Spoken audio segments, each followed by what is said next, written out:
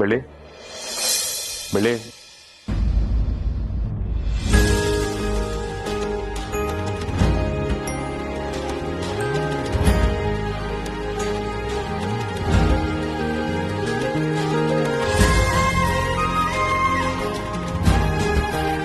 ಬೆಳ್ಳಿ ನಿನ್ನ ಈ ರೀತಿ ನೋಡಿ ಎಷ್ಟು ದಿನ ಆಯ್ತು ಗೊತ್ತಾ?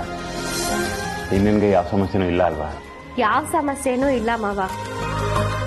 ಆದ್ರೆ ನಾನೇ ನಿಮ್ಮೆಲ್ರಿಗೂ ತುಂಬಾ ತೊಂದರೆ ಕೊಟ್ಬಿಟ್ಟಿದ್ದೀನಿ. ನಾನು ಏನ್ ಮಾಡ್ತಿದ್ದೀನಿ ಅಂತಾನೆ ನನಗೆ ಗೊತ್ತಿರ್ಲಿಲ್ಲ. ಆಗಿದ್ದೆಲ್ಲ ನಿನ್ ನೆನಪಿದ್ಯಾ? ಮಾಯಕ್ಕ ನನ್ನ ಹೊಟ್ಟೆಲಿರೋ ಮಗುನ ಕೊಂದ್ಬಿಡ್ತಾರೆ ಅಂತ ನಾನು ಹೆದರ್ಕೊಳ್ತಾ ಇದ್ದಿದ್ದು ನನಗ್ ನೆನಪಿದೆ. ಚಾವಟಿನಲ್ಲಿ ಎಲ್ರಿಗೂ ಹೊಡೆದಿದ್ದು, ಚಾಕುನಲ್ಲಿ ನನ್ ಕೈನ ನಾನೇ ಕಟ್ ಮಾಡ್ಕೊಂಡಿದ್ದು, ಇದ್ಯಾವುದೋ ನನಗ್ ಗೊತ್ತಿಲ್ಲದೆ ಮಾಡಿರೋದು. ನಾನು ಅದನ್ನೆಲ್ಲ ಹೇಗ್ ಮಾಡಿದೆ ಅಂತ ನನಗ್ ಗೊತ್ತಿಲ್ಲ ಮಾವ. ಬೆಳಗ್ಗೆ ಮನೆ ಮುಂದೆ ನೀರ್ ಹಾಕಿ ರಂಗೋಲಿ ಹಾಕ್ಬೇಕಾದ್ರೆ ಐಶು ಹೇಳಿದ್ಲು, ಬಿಡು ಹೋಗ್ಲಿ, ಒಟ್ನಲ್ಲಿ ನೀನು ಮುಂಚಿನ ತರ ಆದ್ಯಲ್ಲ, ಅದೇ ನನ್ನ ಭಾಗ್ಯ.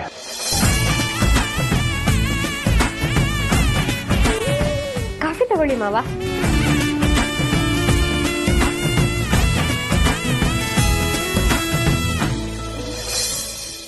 ಬೆಳ್ಳಿ ಈಗ ಸಂಪೂರ್ಣವಾಗಿ ಗುಣ ಆಗಿದ್ದಾರೆ.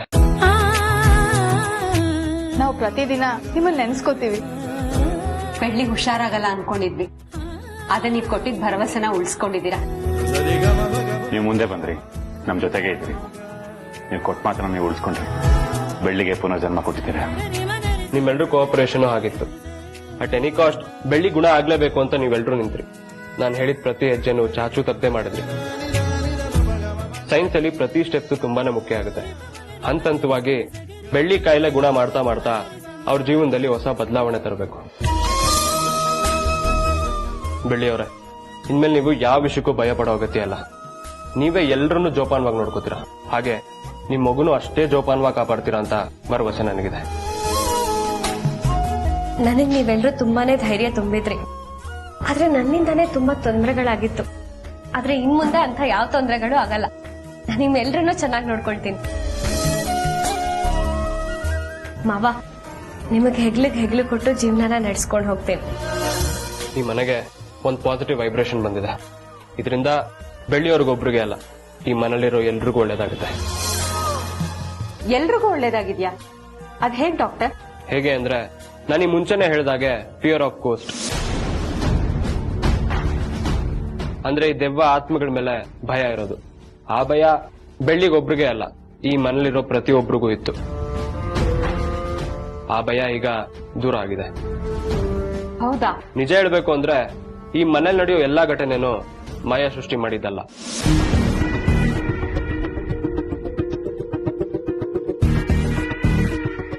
ಮತ್ತೆ ಅದು ನೀವಾಗ ಕ್ರಿಯೇಟ್ ಮಾಡ್ಕೊಂಡಿದ್ದೆ. ಬೇಕಾದ್ರೆ ನಾನು ಅದನ್ನ ಪ್ರೂವ್ ಮಾಡಬಹುದು. ಅದ್ ಹೇಗ್ ಪ್ರೂವ್ ಮಾಡ್ತೀರಾ? ನಿಮ್ ಹತ್ರ ಏನ್ ಆಧಾರ ಇದೆ? ಪ್ರಯತ್ನ ಪಡ್ತೀನಿ, ನಂಬೋದು ಬಿಡೋದು ನಿಮಗ್ ಬಿಟ್ಟಿದ್ದು. ಮಾಯಾ ಅನ್ನೋ ಹೆಣ್ಣು ಸತ್ತಿದ್ರಿಂದ, ಆಕೆ ಆಸೆ ಈಡೇರ್ದಿರೋದ್ರಿಂದ ಆಕೆ ಆತ್ಮ ಹಾಗೆ ಆಗ್ತಾಳೆ ಅಂತ ನೀವೆಲ್ಲ ನಂಬಿದ್ರಿ. ಅಷ್ಟೇ ಅಲ್ಲ, ಈ ಮನೇಲಿ ನಡೆಯೋ ಎಲ್ಲಾ ಘಟನೆಗೂ ಮಾಯಾನೇ ಕಾರಣ ಅಂತ ನೀವೆಲ್ಲ ನಂಬೋದಕ್ಕೆ ಶುರು ಮಾಡಿದ್ರಿ. ಅಂದ್ರೆ ಮಾಯಾ ಅನ್ನೋ ಆತ್ಮ ಇಲ್ವೇ ಇಲ್ವಾ? ಹೌದು. ನಾವೇನ್ ಮಾಡ್ತೀವಿ, ಏನಾದ್ರೂ ಕಷ್ಟ ಬಂದಾಗ ಅಯ್ಯೋ ಎಲ್ಲ ನಮ್ ಹಣೆ ಬರ ಅಂತ ದೇವ್ರ ಮೇಲೆ ಹಾಕ್ತೀವಿ. ಇಲ್ಲ, ನಮ್ ಹಣೆ ಬರನೇ ಎಷ್ಟು ಅಂತ ಸುಮ್ನಿರ್ತೀವಿ. ಆದ್ರೆ ಇಲ್ಲ, ಆಗಿರೋದೇ ಬೇರೆ. ಮಾಯಾ ಸತ್ ಮೇಲೆ ಎಲ್ಲ ನೆಮ್ಮದಿಯಾಗಿರ್ಬೋದಾಗಿತ್ತು.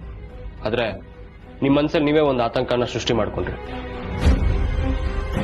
ಅಯ್ಯೋ ಮಾಯಾ ಸತ್ತಿದ್ದಾಳೆ, ಅವಳು ನಮ್ಮೇಲೆ ಸೇಟ್ ತೀರ್ಸ್ಕೊಂತಾಳಂತ ನಿಮ್ಮಲ್ಲೇ ಒಂದು ಭಯಾನ ಶುರು ಮಾಡ್ಕೊಂಡ್ರಿ.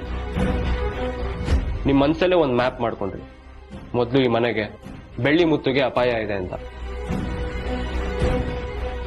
ಆಮೇಲೆ ಈ ಮನೇಲಿ ನಡೆದಿದ್ದ ಎಲ್ಲಾ ಘಟನೆಗೂ ಮಾಯಿನ ವಿಷಯನ ಲಿಂಕ್ ಮಾಡ್ತಾ ಬಂದ್ರಿ. ನೀವ್ ಹೇಳ್ತಿರೋ ಮಾತು ನಿಮಗ್ ಸರಿ ಅನ್ಸ್ತಿರ್ಬೋದು, ಆದ್ರೆ ನಮಗ್ ನಂಬಿಕೆ ಬರ್ತಿಲ್ಲ. ನಂಬೋದಿಕ್ ಕಷ್ಟ ಆದ್ರೂ ಸೈನ್ಸ್ ಇದನ್ನ ನಿಜ ಅಂತ ಹೇಳುತ್ತೆ. ಮಾಯಾ ಅನ್ನೋ ಆತ್ಮನೇ ಇಲ್ಲ, ಎಲ್ಲ ನಿಮ್ ಭ್ರಮೆ ಅಷ್ಟೇ. ಬೆಳ್ಳಿಗಾಗಿದ್ದು ಹಾಗೇನೆ. ಅಂದ್ರೆ ಬೆಳ್ಳಿಗೆ ಅಬೋಷನ್ ಆಗಿದ್ದಕ್ಕೂ, ಬೈರ ಆತ್ಮಹತ್ಯೆ ಮಾಡ್ಕೊಂಡು ತೀರ್ಕೊಂಡಿದ್ದಕ್ಕೂ ಮಾಯಾ ಕಾರಣ ಅಲ್ಲ ಅಂತೀರಾ? ಹೌದು, ಮಾಯಾ ಖಂಡಿತ ಕಾರಣ ಅಲ್ಲ. ಬೇಕಾದ್ರೆ ನಾನಿದನ್ನ ಪ್ರೂವ್ ಮಾಡಬಹುದು. ಮತ್ತಿನ್ನೇನ್ ಕಾರಣ ಅಂತ ಹೇಳ್ತೀರಾ? ಭೈರನ್ ವಿಚಾರ ತಗೊಂಡ್ರೆ ಆತ ತುಂಬಾನೇ ಡ್ರಿಂಕ್ಸ್ ಮಾಡ್ತಿದ್ರು ಅಂತ ಅವ್ರ ರಿಪೋರ್ಟ್ ಹೇಳುತ್ತೆ. ಅದು ಅಲ್ಲದೆ ಅವರು ಮುಂಚೆನೆ ನಿಮ್ಮ ಹತ್ರ ಒಂದು ವಿಷಯನ ಮುಚ್ಚಿಟ್ಟಿದ್ರು. ಏನದು? ಭೈರ ಅವ್ರಿಗೆ ಲಿವರ್ ಡ್ಯಾಮೇಜ್ ಆಗಿತ್ತು. ಪ್ರತಿ ಸರಿ ಕುಡಿಯಕ್ ಕೂತಾಗ್ಲೂ ಅವ್ರಿಗೆ ತುಂಬಾನೇ ಹೊಟ್ಟೆ ನೋವು ಕಾಣಿಸ್ಕೊಂತು. ಆ ಹೊಟ್ಟೆ ನೋವನ್ನ ಕಂಟ್ರೋಲ್ ಮಾಡಕ್ ಹೋದ್ರು, ಆದ್ರೆ ಅವ್ರ ಕಂಟ್ರೋಲ್ಗೆ ಸಿಗ್ಲಿಲ್ಲ. ಸಾಯೋ ದಿನ ಹೊಟ್ಟೆ ನೋವಿಂದ ತುಂಬಾನೇ ನರಳಾಡಿದ್ರು. ಬ್ಲಡ್ ವಾಮಿಟ್ ಕೂಡ ಮಾಡ್ಕೊಂಡ್ರು. ಹೌದು ತಾನೆ?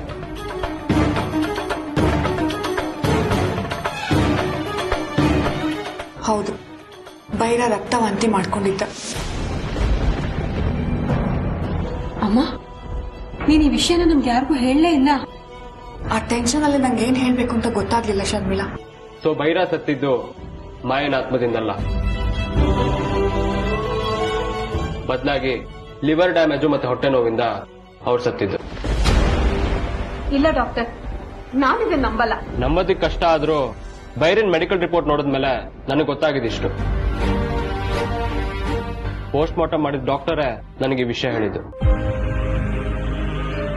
ಹಾಗಾದ್ರೆ ಬೆಳ್ಳಿಗೆ ಅಬಾರ್ಷನ್ ಆಗೋ ಕಾರಣ ಏನು? ಫಿಯರ್. ಅವರಲ್ಲಿದ್ದ ಯೋಚನೆನೆ ಅವ್ರಿಗೆ ಮುಳುವಾಯ್ತು.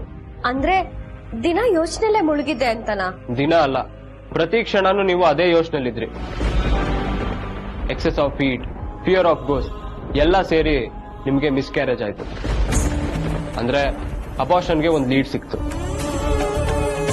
ನೀವು ಸ್ವಲ್ಪ ಸಮಾಧಾನವಾಗಿದ್ದಿದ್ರೆ ನಿಮ್ ಮೊದಲನೇ ಮಗುನ ನೀವು ಉಳಿಸ್ಕೋಬಹುದಾಗಿತ್ತು. ಮತ್ತೆ ಮಾಯಕ ಬಂದಿದ್ದು ಫಂಕ್ಷನ್ ಅಲ್ಲಿ ಅಷ್ಟೆಲ್ಲ ನಡೆದಿದ್ದು. ನೀವು ಅಲ್ಲಿಂದಾನೆ ಕುಸಿತಾ ಬಂದ್ರಿ. ನೀವು ಪ್ರೆಗ್ನೆಂಟ್ ಆಗಿದ್ದ ದಿನದಿಂದ ಆ ಭಯ ನಿಮ್ಮನ್ನ ಆವರಿಸ್ತಾ ಬಂತು. ಎಲ್ಲೇ ಹೋದ್ರು ಮಾಯಾ ಮಾಯಾ ಅಂತ ಕನ್ವರ್ಸಕ್ ಶುರು ಮಾಡಿದ್ರಿ. ನೀವು ಅವತ್ತೊಂದ್ ಚೂರು ಧೈರ್ಯವಾಗಿದ್ದಿದ್ರು ಇವತ್ತು ಯಾರಿಗೂ ಇಂಥ ಪರಿಸ್ಥಿತಿನೇ ಬರ್ತಿರ್ಲಿಲ್ಲ. ನನಗೂ ನೀವ್ ಹೇಳ್ತಿರೋದು ಈಗ ನಿಜ ಅನಿಸ್ತಿದೆ. ಮಹಾಸ್ವಾಮಿಗಳು ಈ ಮನೆಯಲ್ಲಿ ಒಂದ್ ಸಾವಾಗತ್ತೆ ಅಂತ ಎಚ್ಚರಿಕೆ ಕೊಟ್ಟಿದ್ರು. ಆ ಸಾವು ನಿಮ್ ಮಗುದೇ ಆಗುತ್ತೆ ಅಂತ ನಿಮ್ ಮುಂಚೆನೆ ನಿರ್ಧಾರ ತಗೊಂಡಿದ್ರಿ, ಕರೆಕ್ಟ್? ಹೌದು.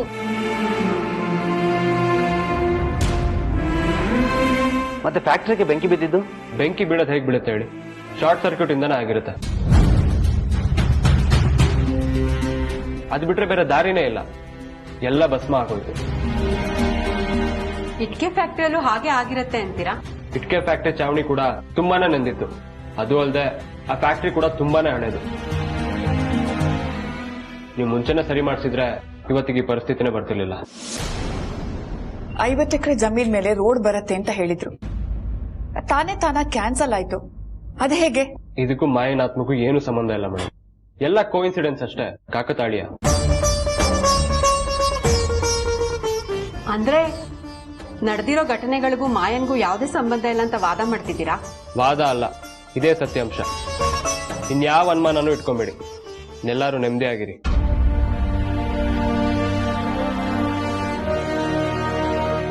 ಬೆಳ್ಳಿಯವರೇ, ಇಷ್ಟು ದಿನ ನಡೆದಿದ್ದೆಲ್ಲ ಮರ್ತು ಬಿಡಿ. ಇನ್ ಮುಂದಕ್ಕೆ ನೀವು ಮುತ್ತು ಅವರು ನೆಮ್ಮದಿಯಾಗಿರಿ.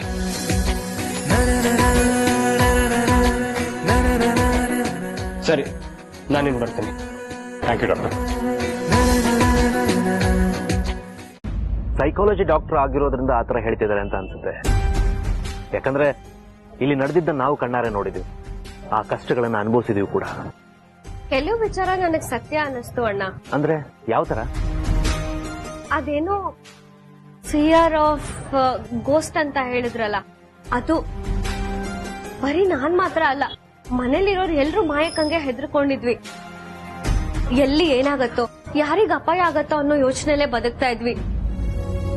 ಕೆಟ್ಟದ್ರ ಬಗ್ಗೆನೇ ಯೋಚನೆ ಮಾಡ್ತಿದ್ರಿಂದ ಮಗು ಅಬೋರ್ಷನ್ ಆಗಿದ್ದು, ಚಿಕ್ಕ ಮಾವ ಸತ್ತಿದ್ದು, ಇದೆಲ್ಲದಕ್ಕೂ ನಿಜವಾದ ಕಾರಣ ಏನು ಅಂತ ಗೊತ್ತಾಗ್ತಿದೆ.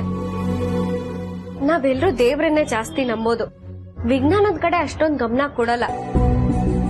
ಎಲ್ಲಿ ಒಳ್ಳೇದಿರತ್ತೋ ಅಲ್ಲಿ ಕೆಟ್ಟದಿದ್ದೇ ಇರತ್ತೆ. ಹಾಗೆ ದೇವ್ರಿದ್ದಾರೆ ಅಂದ್ಮೇಲೆ ದೆವ್ವಗಳು ಆತ್ಮಗಳು ಇದೆ ಅನ್ನೋದು ನಮ್ ನಂಬಿಕೆ.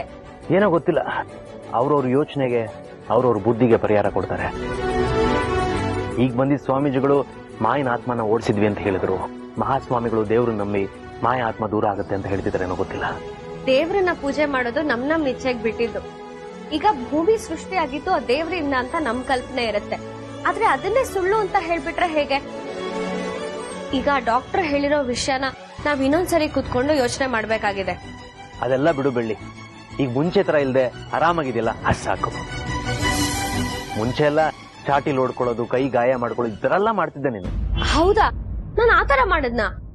ನಿನ್ನ ಕೈಯಲ್ಲಿರೋ ಗಾಯಗಳನ್ನ ನೋಡು. ಈಗ್ಲೂ ಮನೆಯವ್ರಿಗೆ ಸ್ವಲ್ಪ ಭಯ ಇದೆ, ಆದ್ರೆ ಈಗ ಆರಾಮಾಗಿದೆಯಲ್ಲ, ಅಷ್ಟು ಸಾಕು ನನಗೆ. ಹೌದಣ್ಣ, ಡಾಕ್ಟರ್ ಹೇಳಿದ್ರ ಬಗ್ಗೆ, ಇದೆಲ್ಲ ನಡೆದಿದ್ರ ಬಗ್ಗೆ ನಾನ್ ತಲೆಗೆ ಹಾಕೊಳ್ಳೋದಕ್ ಹೋಗಲ್ಲ.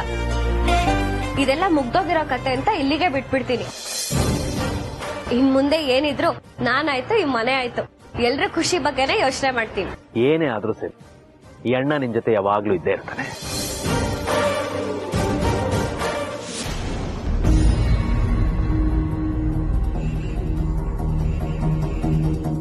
ಸೊ ಭೈರ ಸತ್ತಿದ್ದು ಮಾಯನ ಆತ್ಮದಿಂದಲ್ಲ, ಬದಲಾಗಿ ಲಿವರ್ ಡ್ಯಾಮೇಜು ಮತ್ತೆ ಹೊಟ್ಟೆ ನೋವಿಂದ ಅವ್ರು ಸತ್ತಿದ್ದು.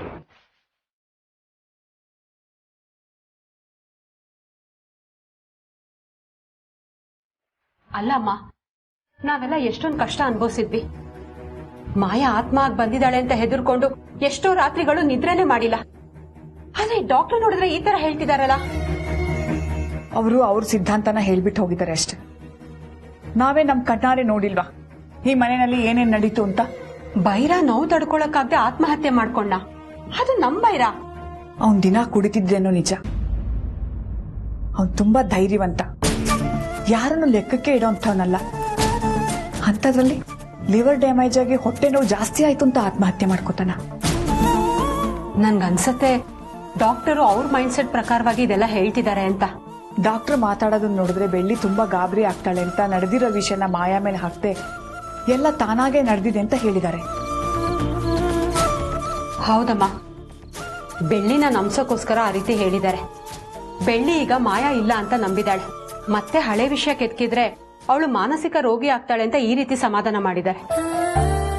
ಅದಕ್ಕೆ ಅವರು ಬೆಳ್ಳಿಗೆ ಅಬಾರ್ಷನ್ ಆಗಿದ್ದಕ್ಕೆ ಕಾರಣ ಅವಳ ಬಾಡಿ ಹೀಟು ಅಂತ ಹೇಳಿದ್ದು. ಅಂದ್ರೆ ಬೆಳ್ಳಿಗೆ ಮಾಯನ್ ಮೇಲೆ ಹೆದರಿಕೆ ಜಾಸ್ತಿಯಾಗಿ ಹೀಗೆಲ್ಲ ಆಗ್ತಿದೆ ಅಂತ ಅಂತಿದ್ದಾರೆ. ಅವಕಾಶ ಸಿಕ್ಕಿದ್ರೆ ಮತ್ತೆ ಡಾಕ್ಟರ್ ಹತ್ರ ಮಾತಾಡಿ ಈ ವಿಷಯನ ಕ್ಲಾರಿಫೈ ಮಾಡ್ಕೊಳ್ಳೋಣ. ಆದ್ರೆ ಇದ್ರಲ್ಲಿ ಬೆಳ್ಳಿನ ಇನ್ವಾಲ್ವ್ ಮಾಡೋದ್ ಬೇಡ. ಈ ದೆವ್ವ ಆತ್ಮ ಇದನ್ನೆಲ್ಲ ಸೈಂಟಿಫಿಕ್ ಆಗಿ ಪ್ರೂವ್ ಮಾಡ್ತೀನಿ ಅಂತ ಹೇಳ್ತಾರಲ್ಲ, ಅದು ಅವ್ರ ಇಚ್ಛೆಗೆ ಬಿಟ್ಟಿದ್ದು. ಕೆಲವರು ಧರ್ಮನ ನಂಬ್ತಾರೆ, ಕೆಲವರು ವಿಜ್ಞಾನನ ನಂಬ್ತಾರೆ. ಒಟ್ನಲ್ಲಿ ಬೆಳ್ಳಿಗೆ ಮಾಯಾ ಆತ್ಮ ಇಲ್ಲಿಂದ ಹೋಗಿದೆ ಅನ್ನೋ ನಂಬಿಕೆ ಬಂದಿದೆಯಲ್ಲ, ನಮ್ಗಷ್ಟು ಸಾಕು. ಸದ್ಯಕ್ಕೆ ಒಂದ್ ಸಮಸ್ಯೆಯಿಂದ ಪಾರಾಗಿದ್ದೀವಿ,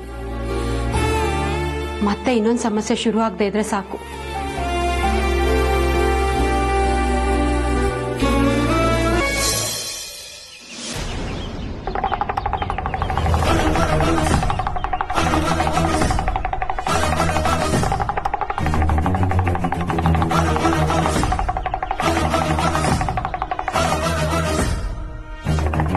ಜಕ್ಕವ ಹೇಳ್ತಾವಳೆ ತಾಯಿ, ಜಕ್ಕವ ಈ ಮನೇಲಿರೋ ಕೂಸಿಗೆ ಇನ್ನೊಂದು ಕೂಸಾಗ್ತೈತೆ, ಆದ್ರೆ ಕಷ್ಟ ಸಂಕಟ ಬರ್ತಾನೆ ಐತೆ. ನೀನು ಮನೆಯಲ್ಲಿ ಹುಟ್ಟೊಂದು ಸಿಟ್ಟೊಂದು, ಯಂತ್ರ ಒಂದು ತಂತ್ರ ಒಂದು, ಪೀಡೆ ಉಂಟು ಪಿಶಾಚಿ ಉಂಟು ಅಂತ ಭಯ ಪಡ್ತಾನೆ ಪಡ್ತಿದೀಯ. ಹೋದ ವರ್ಷದಿಂದ ನಿನ್ನ ಹಣೆ ಬರ ಸರಿ ಇಲ್ಲ. ಜಕ್ಕವ ತಾಯಿ ನಿನ್ನ ಸಾಕಷ್ಟು ಪರೀಕ್ಷೆ ಮಾಡಿದ್ಲು, ಆದ್ರೂ ನೀನು ಜಗ್ಲಿಲ್ಲ ಬಗ್ಲಿಲ್ಲ. ನಿನ್ನ ಗಟ್ಟಿತನಕ್ಕೆ ಜಕ್ಕವ ತಾಯಿ ಶಾಬಾಷ್ ಅಂತ ಹೇಳವಳೆ. ತಾಯಿ ಶಾಬಾಷ್ ಅಂತ ಹೇಳವಳೆ. ಈಗ ನೀನು ಹೋರಾಡ್ತಾ ಇರೋ ನಿನ್ನ ಮಗುನ ಸಲುವಾಗಿ ಉಳಿಸ್ಕೊಳ್ಳೋದಕ್ಕೆ ಒಂದು ಉಪಾಯ ಇದೆ. ಈ ಮನೆ ವಾಸ್ತು ಎಲ್ಲ ಸರಿಯಾಗಿದೆ ಅಂತ ನೀನ್ ಅನ್ಕೊಂಡಿದ್ಯಾ, ಆದ್ರೆ ಎಲ್ಲವೂ ಸರಿ ಇಲ್ಲ ಅಂತೇಳಿ ಜಕ್ಕವ ತಾಯಿ ನುಡಿತಾವಳೆ.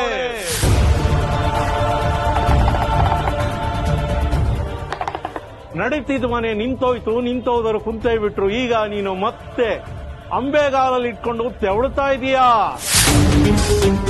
ಹೊಸ ವಾಸ್ತು ಹೊಸ ಜೀವನ. ನಾನು ಮಾಡಿದ್ದು ನನಗೆ ಸಾಕ್ಷಿ, ನೀನ್ ನೋಡಿದ್ದು ನಿನಗೆ ಸಾಕ್ಷಿ, ತೋಡಿದ್ದು ಜಲವೇ ಸಾಕ್ಷಿ ಅನ್ನೋ ಹಾಗೆ ಊರಿಗೂರೇ ಕುಬೇರರಾಗಿದ್ದಂತ ಮನೆ ಈಗ ಕುಚೇಲಂತರ ಸ್ವರ್ಗೋಗಿದೆ. ತಾಯಿ ಭಯ ಪಡಬೇಡ ತಾಯಿ, ಏನೇ ಕಂಟಕ ಬಂದ್ರು ಅದಕ್ಕೊಂದು ದಾರಿ ಇದೆ. ನಿನ್ನ ಮಗನ ಉಳಿಸ್ಕೊಳ್ಳೋದಕ್ಕೆ ಒಂದು ದಾರಿ ಇದ್ದೇ ಇದೆ ಅಂತೇಳಿ ಜಕ್ಕವ ತಾಯಿ ಹೇಳ್ತಾಳೆ. ಜಕ್ಕವ ತಾಯಿ ನಿನಗೋಸ್ಕರ ನಿನ್ನ ಮಗು ಶ್ರೇಯಸ್ಗೋಸ್ಕರ ನೀನೊಂದು ಕೆಲಸ ಮಾಡಬೇಕಾಗಿದೆ. ಎಷ್ಟು ಬೇಗ ಆಗುತ್ತೋ ಅಷ್ಟು ಬೇಗ ಈ ಮನೆನ ನೆಲಸಮ ಮಾಡಿ ಒಂದು ಹೊಸ ಮನೆ ಕಟ್ಟು. ಈ ಮನೆಯಲ್ಲಿ ಸಾಕಷ್ಟು ಸಾವು ನೋವಾಗಿದೆ. ಆ ಆತ್ಮಗಳು ನಿಮ್ಮನ್ನ ಮುಂದೆ ಹೋಗಿ ಬಿಡ್ತಾ ಇಲ್ಲ. 3 ಕಾಸು 6 ಕಾಸು ಆಗ್ತಾ ಇಲ್ಲ, 6 ಕಾಸು 8 ಕಾಸು ಆಗ್ತಿಲ್ಲ. ಎಷ್ಟು ದುಡ್ಡು ಐತೋ ಅಷ್ಟೇ ದುಡ್ಡು ನಿಮ್ಮ ಮನೆಯಾಗೈತೆ. ಇದಕ್ಕೆಲ್ಲ ಈ ಮನೆನೇ ಕಾರಣ ಅಂತೇಳಿ ನಮ್ಮ ಜಕ್ಕವ್ವ ತಾಯಿ ನುಡಿತಾಳೆ. ತಾಯಿ ಜಕ್ಕವ್ವ ತಾಯಿ ನುಡಿತಾಳೆ. ಯೋಚನೆ ಮಾಡಬೇಡ, ದೇವರು ಕರುಣೆ ತೋರಿಸ್ತಾನೆ. ನಿನ್ನ ಮಗು ಚೆನ್ನಾಗಿರ್ಬೇಕು ಅಂದ್ರೆ, ನಿಮ್ಮಲ್ಲಿ ಹಣ ಆಸ್ತಿ ಇರಬೇಕು ಅಂತ ಅಂದ್ರೆ ಮೊದಲು ಈ ಮನೇನ ಕೆಡವು. ಬದುಕಿ ಬಾಡು, ಹೊಸತನ ಅನ್ನೋದಿರ್ಲಿ. ನಾನು ಹೇಳಿದ್ದನ್ನು ಕೇಳು. ಮಗು ಉಳಿಬೇಕು ಅಂತ ಹೇಳಿದ್ರೆ ನಿನಗಿರೋದು ಇದೊಂದೇ ದಾರಿ. ಜಕ್ಕವ್ವ ತಾಯಿ ಹೇಳಿದ್ದನ್ನು ಒಪ್ಕೋ, ಎಲ್ಲ ಶುಭ ಆಗ್ತೈತೆ. ಎಲ್ಲವೂ ಶುಭ ಆಗ್ತೈತೆ. ಅಯ್ಯೋ ದೇವ್ರೆ, ಈ ಮನೆನ ಕೆಡವಿ ಹೊಸ ಮನೆ ಕಟ್ಬೇಕಾ? ಅದೇ ಕಟ್ಟಕ್ಕಾಗತ್ತೆ? ಇದಕ್ಕೆ ಮುತ್ತು ಮಾವ ನೀಲಂಬರಿ ಅತ್ತೆ ಎಲ್ಲ ಒಪ್ಬೇಕಲ್ಲ. ಮಗುಗೋಸ್ಕರ ಅಂದ್ರೆ ಯಾರು ಇಲ್ಲ ಅಂತ ಹೇಳಲ್ಲ. ಹೇಗಾದ್ರೂ ಮಾಡಿ ಅವ್ರನ್ನ ಒಪ್ಪಿಸ್ಬೇಕು. ಆದ್ರೂ ಇಷ್ಟು ದೊಡ್ಡ ಮನೇನ ಕೆಡಬೇಕು ಅಂದ್ರೆ ಹೇಗ್ ಸಾಧ್ಯ?